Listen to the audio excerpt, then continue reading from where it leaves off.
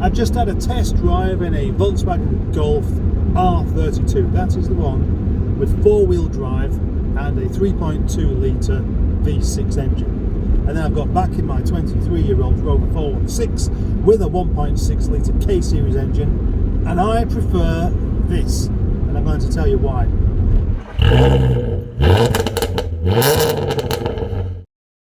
So here I am, back in my own car, which is a 23-year-old Rover 400 with a 1.6 K-Series engine. Which one do you think I prefer? Yeah, this, I do. But there's some good reasons for that. The Golf might sound rather exciting and be pretty quick and, admittedly, mostly very well made. It doesn't have the driving characteristics of a proper British car like this. This just steers perfectly and goes round corners well. The Golf, it wouldn't do. Not without a whole load of driver aids. The old one might have done, the Mark 1 and Mark 2, maybe even the Mark 3 to a degree, but beyond there, you can feel it's messed with. To most people, a Rover is a joke, but that's usually because they've never been involved in one, and all they've ever done is hear K-Series head gasket issues and the old fuddy-duddy impression of it being an old man's car. Well, you know, old men know a thing or two about engineering. Remember this.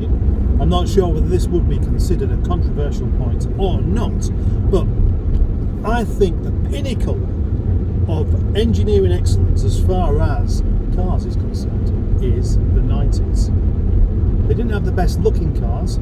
The best looking cars came before that. But the 90s, they nailed the engineering side, they nailed the reliability side, and they hadn't got distracted by adding driver aids and all this other kind of malarkey and safety features that did nothing but make cars heavier, slower and more unreliable.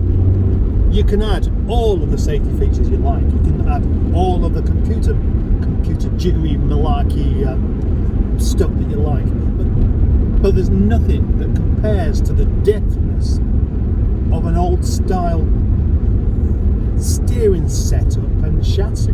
There just isn't. Cars like this aren't made for crashing, they're meant for driving. You've got to consider this. If things like your Audi A3s and your Golfs were that good, how come they end up being crashed so often? Well, it's because the actual driver skill is taken away and replaced by driver aids. And because they make them quick, they do stupid things and they think they're invincible. And obviously they're not. You're less likely to have a crash in a car that doesn't protect you. Simple as that. And you're more likely to have fun driving a car that lets you drive it yourself.